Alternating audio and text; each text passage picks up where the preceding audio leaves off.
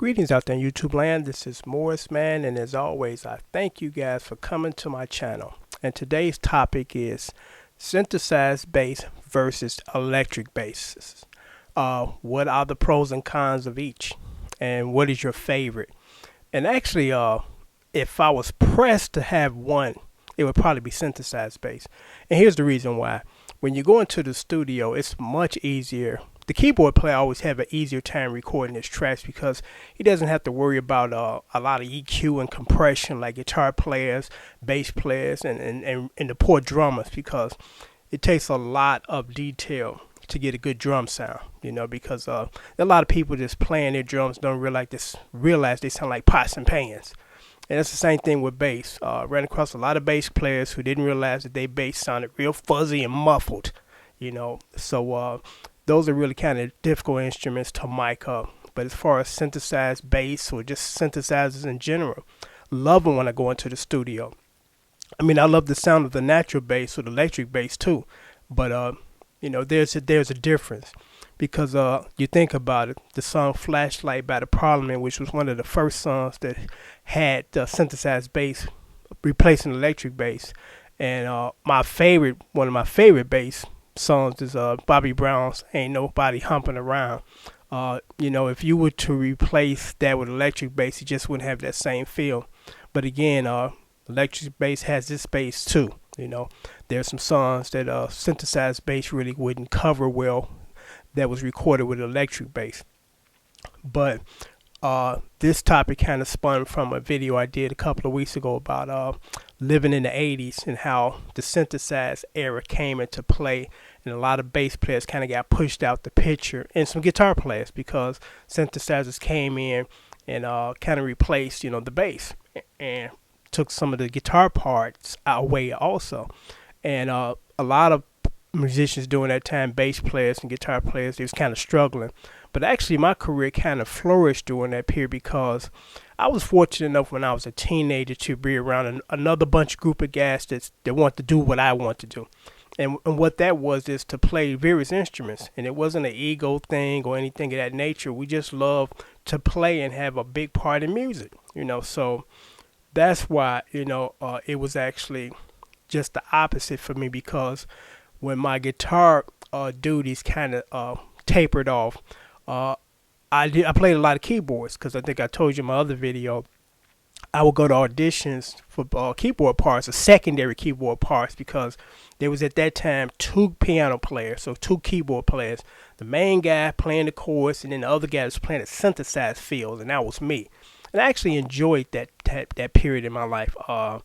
You could do so much with synthesizers. But like with anything, you can't abuse or overuse them. But I think they played an intricate part in, the sound of the 80s. And again, my career really kind of elevated because of I was able to kind of switch over when the guitar responsibilities or duties kind of slacked off. Because it's good, and I stress this, it's good to bring more than one thing to the table, because you got some people that just tunnel vision. I'm just gonna play my bass and that's it. I want to try to play guitar or learn any chords and nothing like that. I'm not interested, and that's fine. But guess what? When things change and they don't need that particular skill from you, you're out the door. So it's good to, if not picking up another instrument, just develop another skill, okay, I just want to play bass, and that's fine, but also maybe be able to write lyrics, write music, so you have another skill to kind of fall back on, because I was just multi-layered, playing guitar, playing bass, playing a little piano synthesizers, playing a little drums when it's necessary, writing, arrangement, because the first time that I learned how to do vocal arrangements was a guy in my neighborhood. He was like maybe 18 at the time, playing professionally. I mean, this guy was awesome. He actually played at my wedding, at a reception.